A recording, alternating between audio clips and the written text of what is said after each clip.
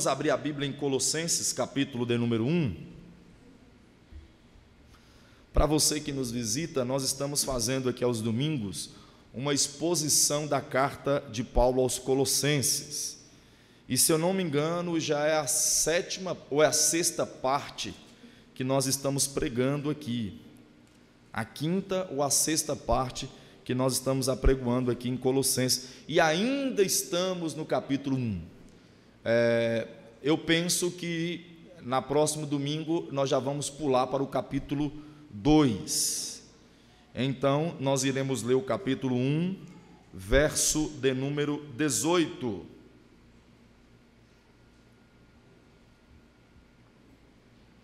Carta de Paulo aos Colossenses, capítulo 1, verso 18.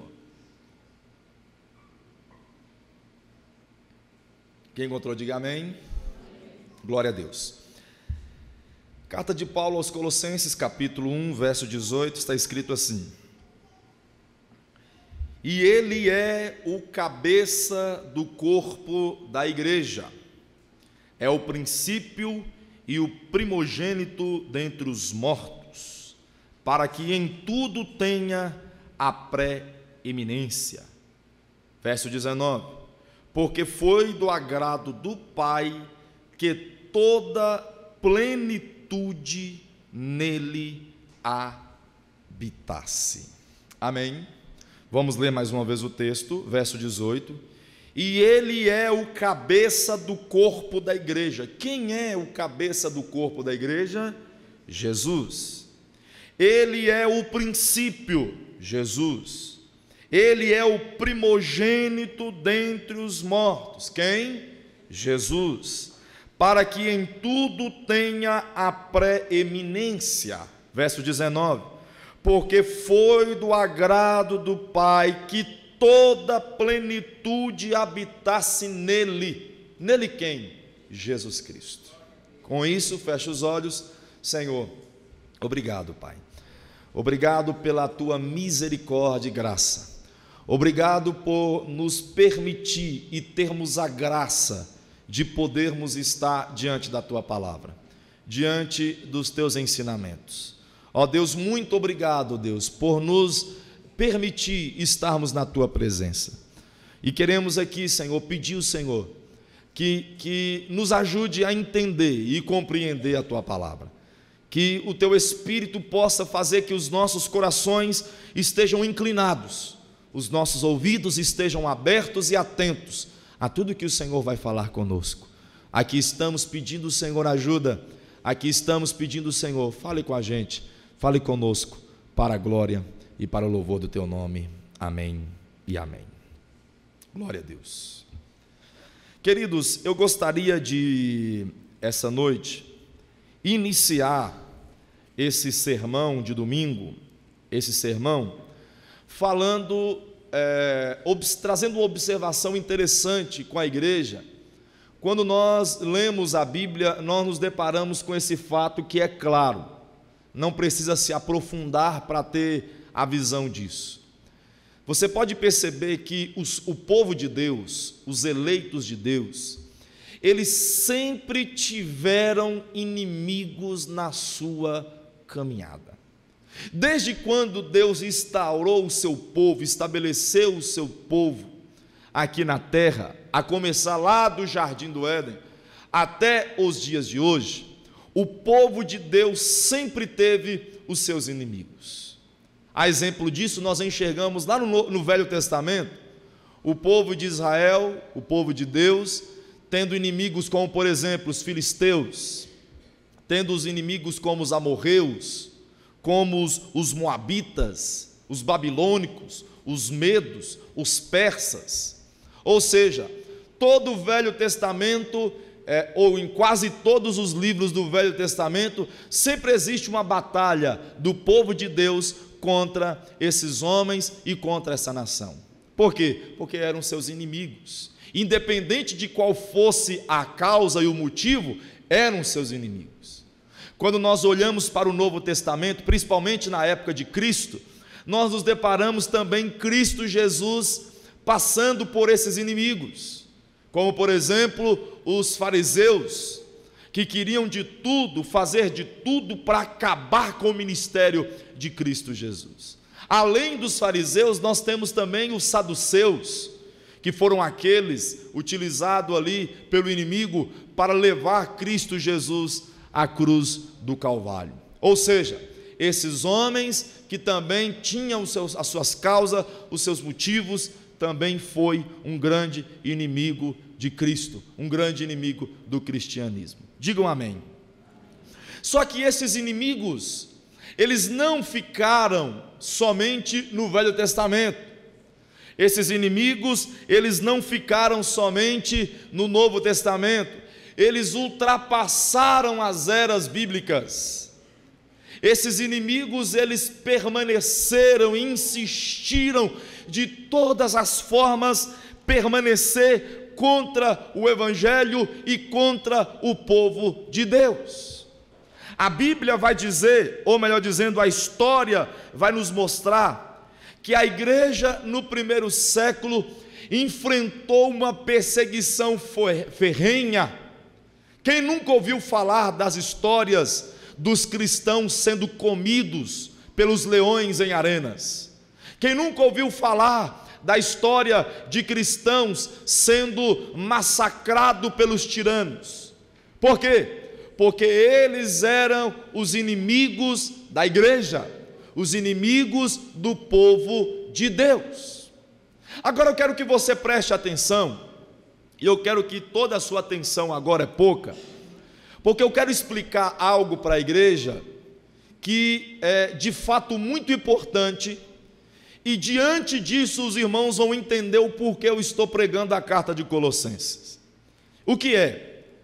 É que esses inimigos que a igreja enfrentou, eles utilizavam agora uma ferramenta diferente. Perceba que no Velho Testamento, os inimigos queriam matar e destruir o povo de Israel. No Novo Testamento, os inimigos queriam matar e destruir Jesus, e matou na cruz do Calvário.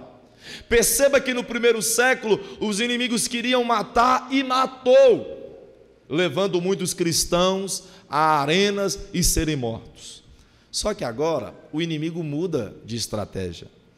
O inimigo agora, em vez de matar, o inimigo começa agora a se introduzir na fé cristã e começa agora a destoar, distorcer ou retorcer a palavra de Deus. E esses inimigos, eles tinham nomes. Um dos maiores inimigos da igreja foram dois. O primeiro chama gnosticismo e o segundo chama arianismo. O gnosticismo era uma espécie de religião que entendia que a religião verdadeira é aquela que se mistura religião, filosofia e ocultismo. Então o gnosticismo, ele apregoava uma mensagem toda destoante daquilo que é o cristianismo. E além do gnosticismo, existia outro povo que também era inimigo da igreja, que chamava-se arianismo. O que era o arianismo?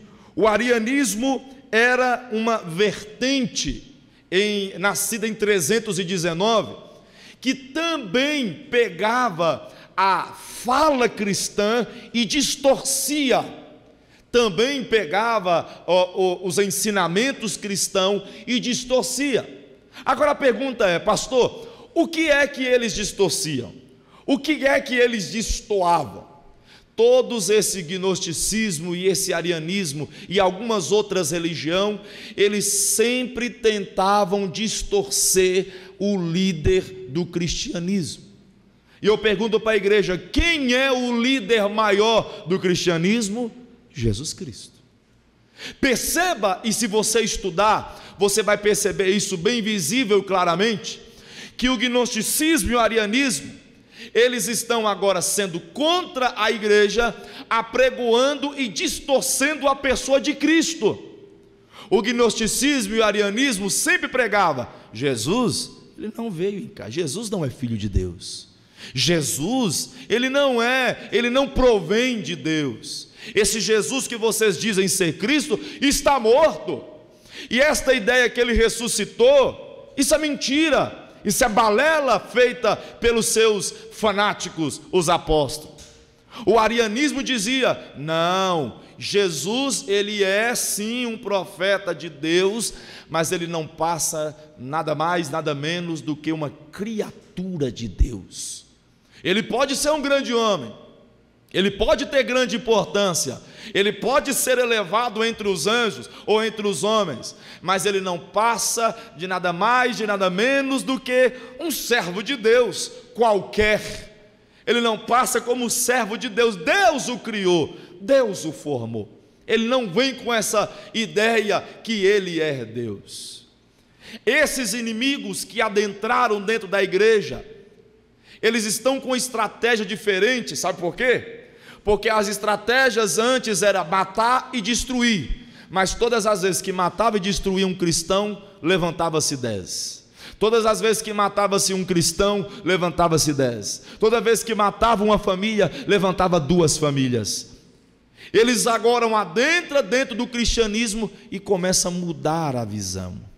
E é por causa dessa mudança, dessa distorção da Bíblia e da palavra de Deus, que a igreja vai tentar de todas as formas impedir e barrar ela de adentrar os anseios da igreja. Mas infelizmente esses homens começam a ter poder, e muitos cristãos que não têm compreensão da palavra de Deus, ou que não tinha compreensão da palavra de Deus, se cumbiram. Muitos cristãos que não tinham entendimento das Escrituras pereceram. Muitos cristãos que não tinham entendimento e não queria ter entendimento da palavra de Deus, deixou ser levado por esses ventos de doutrina.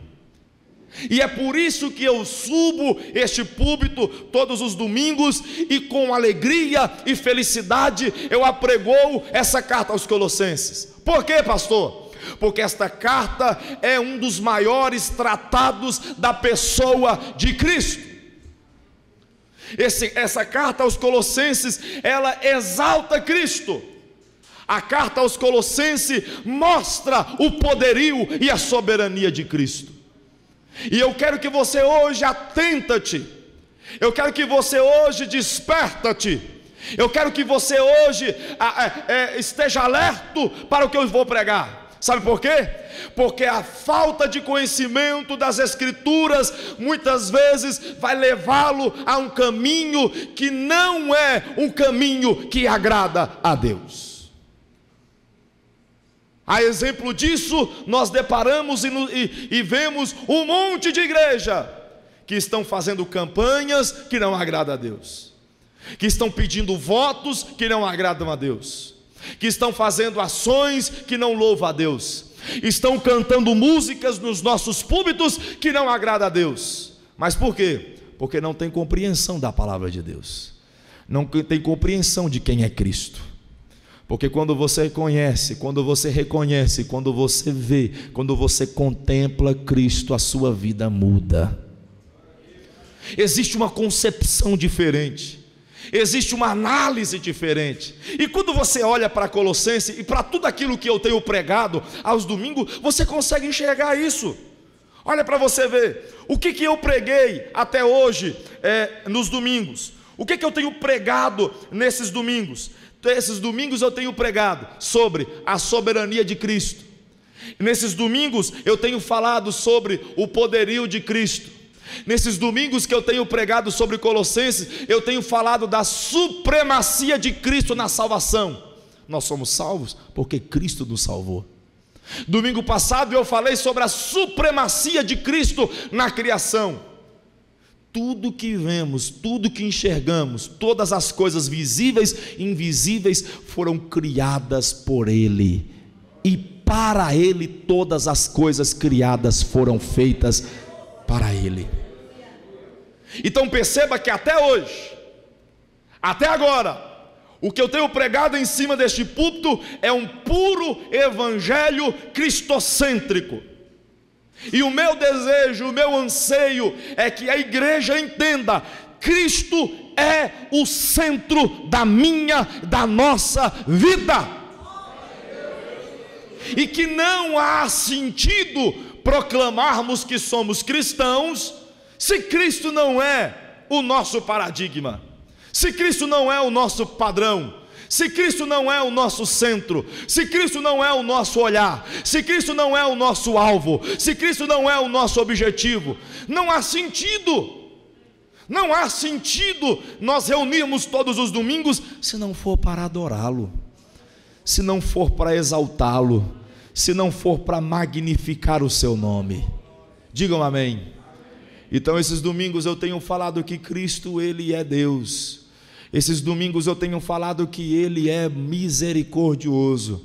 Esses domingos eu tenho falado que Cristo é a supremacia na redenção do homem, e que Cristo tem a supremacia na criação dos céus e da terra. Diga amém. Hoje eu quero mostrar a supremacia de Cristo dentro da igreja. Eu falei da supremacia de Cristo concernente à salvação, eu falei da supremacia de Cristo concernente à criação. Hoje eu vou falar sobre a supremacia de Cristo dentro da igreja. Amém? Abra sua Bíblia comigo, por favor, Colossenses capítulo 1, verso de número 18. Vamos ler o texto, por favor, deixa a sua Bíblia aberta. Capítulo 1, verso 18, quem encontrou, diga amém. Foi o texto que nós lemos, o texto base. E o apóstolo Paulo começa dizendo assim: Ele quem, irmãos? Quem me entende, diga amém. Ele começa dizendo: Ele quem? Jesus. O que ele diz? Ele diz: Jesus é o cabeça do corpo da igreja. Vou repetir: Jesus é o cabeça do corpo da igreja. O primeiro ponto que eu quero destacar aqui na fala ou na escrita do apóstolo Paulo é que Cristo, Ele é o cabeça. E o autor, ou melhor dizendo, o pastor William Hendricks, ele vai dizer algo muito interessante. Ele vai dizer que Paulo, todas as vezes que vai falar sobre Jesus e o corpo, ele sempre mostra o corpo que é a igreja. Ele sempre vai falar do corpo, o corpo bem ajustado. O corpo tem que estar unido, o corpo tem que estar interligado, o corpo tem que orar uns pelos outros. Você pode ler as outras cartas de Paulo, e Paulo sempre vai falar do corpo, e ele sempre nesse sentido, da união, da intercessão, da espiritualidade. Só que na carta aos Colossenses, o apóstolo Paulo, ele não quer falar mais do corpo. Parece que Paulo enjoa de tanto falar do corpo. Ele agora para de falar do corpo, para de falar dos braços, para de falar das mãos, para de falar do tronco, e começa a falar agora do cabeça, aleluia, que é Cristo Jesus. Ele vai dizer que Cristo, Ele é o cabeça. Agora, pastor, o que significa dizer que Cristo é o cabeça? Quando a Bíblia fala e o Senhor prega que Cristo é o cabeça, o que isso significa? Implica dizer o quê? O que eu estou falando? O que eu estou dizendo quando eu confirmo e adoro dizendo que Cristo é o cabeça? Primeiro, quando você diz que Cristo é o cabeça, você está dizendo que Ele é o líder do cristianismo.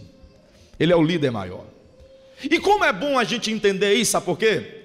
Porque nós estamos vivendo uma era onde os pastores pensam que é o dono da igreja.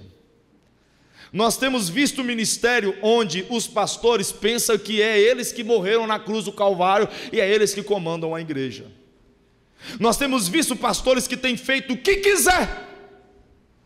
Nós temos visto pastores fazer brincadeiras e palhaçada em cima dos nossos púlpitos, pensando o quê? Que eles são os donos da igreja, que eles podem vir com a sua ferramenta de cortar a lã da ovelha e tosar até sair sangue e ferir a igreja. Por que eles fazem isso? Porque eles pensam que é o dono. Eles pensam que pode fazer o que quiser. Mas mal sabem eles que aquela igreja já foi comprada por Cristo Jesus na cruz do Calvário. Ou esqueceram eles esta verdade. Eles não são, porque Cristo é o líder maior, o cabeça, o comandante, o chefe do cristianismo. Digam amém. Eu, por exemplo, eu sou pastor dessa igreja, mas eu não sou dono dela. Hoje eu estou pastor aqui em Montes Claros, mas quem sabe Deus pode me enviar para outro lugar. Quem sabe Deus não me deu uma igreja menor na roça ou em qualquer outro lugar com pouca estrutura para me pastorear. Que isso, pastor? É verdade. Sabe por quê? É verdade, porque quem comanda o pastor dessa igreja, é Cristo. É Ele que conduz, é Ele que comanda, é Ele que direciona, Ele é o líder maior, e eu não passo de um administrador. É por isso que quando eu venho aqui cobrar dos irmãos escola bíblica, é por isso que quando eu venho cobrar dos irmãos, fuja do pecado, atente-se à palavra, viva em santidade, eu estou fazendo nada mais, nada menos do que a minha função como administrador desta igreja. Eu estou sendo porta-voz de um líder maior, eu estou sendo proclamador de um líder maior, porque eu entendo que eu não sou o dono deste lugar. Este lugar é de Cristo, é dele, pertence a Ele, nós somos liderados por Ele. Então, quando eu digo que Cristo Ele é o cabeça, eu estou dizendo que Ele é o líder maior. Quando eu digo que Cristo Ele é o cabeça, eu estou dizendo que a vontade dEle é que sobressai. Porque você já viu o seu pé mover sem a vontade da cabeça? Quem estuda anatomia sabe muito bem que o pé só se move pela vontade da sua... Ei, ninguém deu glória, né? A sua mão só se move com vontade da cabeça. Aleluia. Pastor, mas existe aqueles movimentos inconscientes, existe pessoas que estão doentios. Irmãos, você está entendendo o que eu estou dizendo? Eu estou querendo dizer que quem manda, quem comanda e a vontade de quem predomina é a vontade de Cristo neste lugar. Eu digo que Cristo é o cabeça, eu estou dizendo que Ele é o líder maior. Quando eu digo que Cristo é o cabeça, eu estou dizendo que a vontade dEle é que sobressai. Agora escute, para você glorificar. Quando eu digo que Cristo é o cabeça, eu estou dizendo que Ele é a fonte de vida. Se você perder a sua cabeça, o seu corpo, ele pode ter até um tempo de vida, ele pode até durar o dia, sei lá o quanto tempo, ele pode até permanecer, mas ele não vai durar muito tempo. Por quê? Porque precisa-se da cabeça. Se não for a utilização de tecnologia, o corpo morre, desfalece e fica à mercê da deterioração. Por quê? Porque o corpo precisa dos seus órgãos vitais, e um dos órgãos vitais, ou algo vital do nosso corpo, é a nossa mente. Ela que produz, ela que conduz, ela que direciona. Morreu a mente, morre-se o corpo. Quando a Bíblia diz que Cristo é o cabeça, a Bíblia está dizendo que Cristo é a fonte deste lugar. Não há vida sem Cristo, se Cristo não for na igreja, se Cristo não for o principal da igreja, se Cristo não for a primazia da igreja, não há vida neste lugar. Não existe vida, não existe coisa mais feia do que uma igreja sem vida, uma igreja sem Cristo. Engraçado que hoje de manhã nós estávamos falando sobre Portugal, e hoje eu estava à tarde estudando sobre, para ministrar essa palavra, ministrar essa pregação. Eu comecei a pesquisar alguns dados da igreja evangélica na Europa. Irmão, não existe coisa mais horrenda e tão triste do que a situação das igrejas cristãs na Europa. Todo ano se fecha milhares. Ei, pasmem, igreja. todos os anos fecham centenas e centenas de igrejas. Para você ter uma ideia, 20 igrejas fecham por ano na Inglaterra. Cerca de 200 igrejas se fecham, são inviáveis na Dinamarca. 200 igrejas hoje são consideradas inúteis e inviáveis hoje dentro da Dinamarca.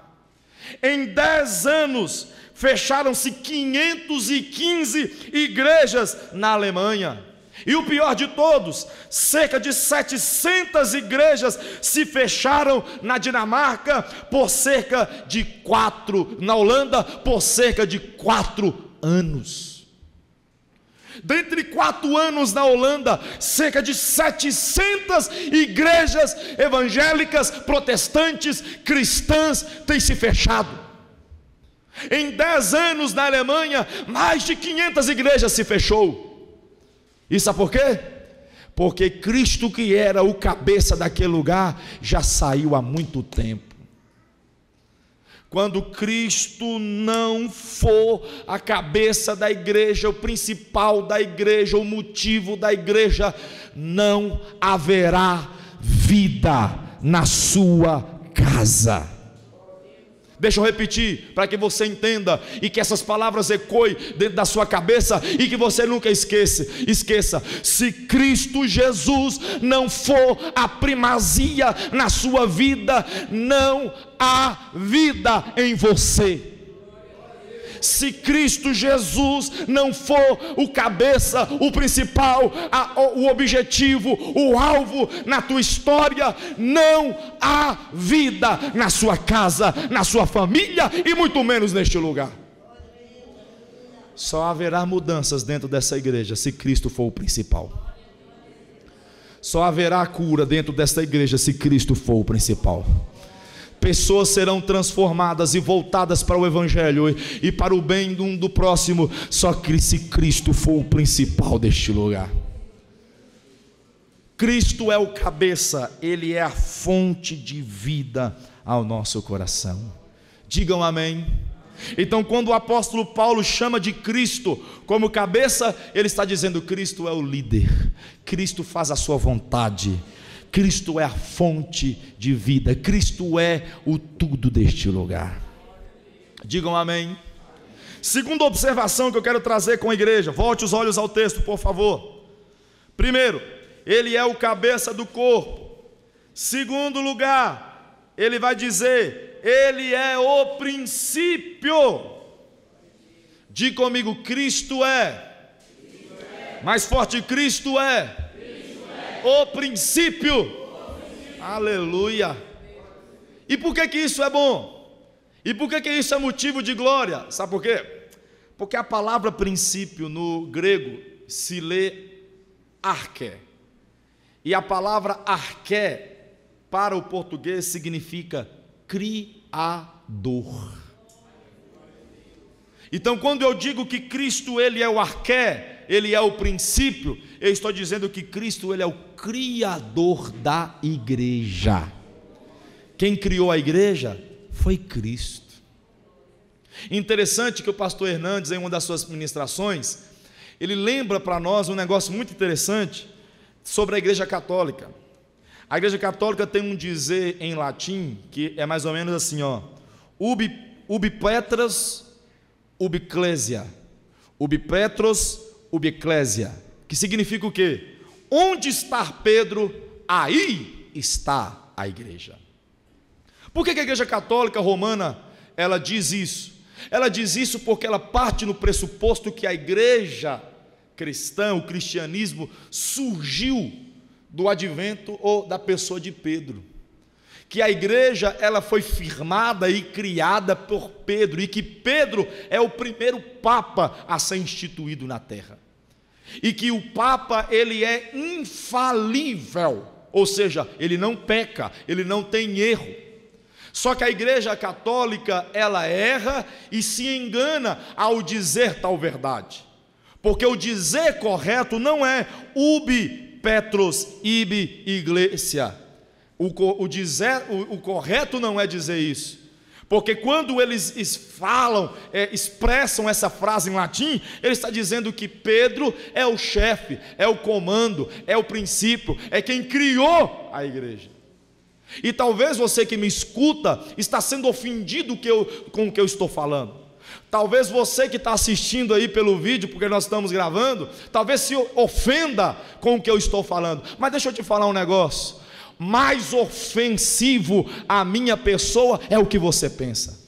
Mais ofensível à fé cristã é o que você diz. Sabe por quê?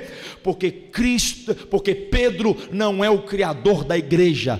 Porque se a igreja cristã fosse criada por um homem, há muito tempo ela teria perdido. Há muito tempo ela tinha falido. Ela não faliu, não se perdeu, está viva e atuante hoje. Sabe por quê? Porque quem é o criador dela não é Pedro, é Cristo Jesus. Então o correto a se dizer é ibi Christus, ibi ecclesia. Onde está Cristo, aí está a igreja, porque ela nasceu da vontade e do querer do nosso Senhor.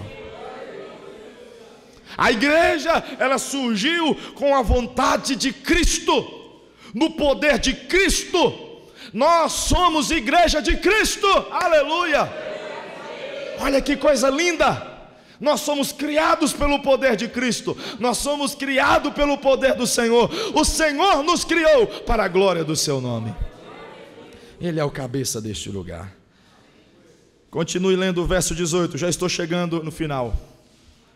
Ele vai dizer assim: ele é o cabeça do corpo da igreja, ele é o princípio, e depois ele vai dizer: ele é o primogênito dentre os mortos. Pastor, o que significa primogênito dentre os mortos? Ele foi o primeiro a ter vida, depois de morto. Teve alguém na Bíblia que estava morto e reviveu? Teve alguém na Bíblia? Sim. Ou então como o apóstolo Paulo vai dizer que Cristo ele é o primogênito dentre os mortos, se ele não foi o primeiro a reviver depois de morto? Existem outras pessoas que estavam morto e trouxe a vida? Sim. Nós poderemos citar o exemplo daquele soldado que foi morto em combate e de repente os seus amigos, os seus companheiros estavam sentindo o peso de carregar o seu corpo para ser velado e sepultado na sua pátria. E diz a Bíblia Sagrada que eles encontraram uma sepultura, a sepultura de um profeta cujo nome era Eliseu. Eles pegaram aquele morto e jogaram dentro daquela sepultura, e lá na sepultura estavam os ossos do profeta. Quando o morto tocou-lhe os ossos, a Bíblia diz que ele saltou de pé vivo. Nós encontramos história como aquela multidão de pessoas que estavam no velório, trazendo um menino num caixão, e do outro lado está Cristo Jesus, com outra multidão, trazendo alegria e felicidade. No meio do percurso, a Bíblia diz que as duas multidões se encontram. De um lado, a multidão de felicidade com Jesus, do outro, a multidão de tristeza, porque a viúva acabou de perder o seu único filho. Além de perder o seu único filho, ela perdeu todo o seu mantimento, ela perdeu toda a sua esperança. A Bíblia diz que Jesus olha para aquela mulher, toca no esquife, e diz a Bíblia que aquele morto, aquele jovem, volta a viver. Por que não lembrar também do episódio de João capítulo 12, que era um amigo de Jesus chamado Lázaro, estava morto há 4 dias. Jesus chega até a sepultura e manda remover a pedra. Quando remove a pedra, todo mundo vai sentindo o odor, porque a carne estava apodrecendo. E de repente Jesus grita com um brado de vitória e com autoridade dos céus, dizendo: ei, Lázaro, venha para fora. E de repente, no meio da escuridão da tumba, vem um homem voltado em faixas. Quem era? Era Lázaro, que reviveu dentre os mortos. Agora, pastor, como é que Paulo vem dizer que Cristo ele é o primogênito dos mortos. Não está vendo aí uma incoerência com isto que Paulo está falando? Não, porque de fato Cristo é o primogênito dentre os mortos. Mas como assim, pastor? Me explica. Vou te explicar agora. Porque todos esses homens que eu falei, que estava morto e trouxe a vida, passado um tempo depois, eles morreram de novo. Jesus não. Jesus foi morto na cruz do Calvário, sepultado, mas ao terceiro dia ressuscitou, e vivo está, vivo está, vivo está para todo sempre. Ele é o primogênito dentre os mortos. E um detalhe muito interessante, que a sua ressurreição dentre os mortos é a prova cabal, é a prova principal que ele é o dono da igreja.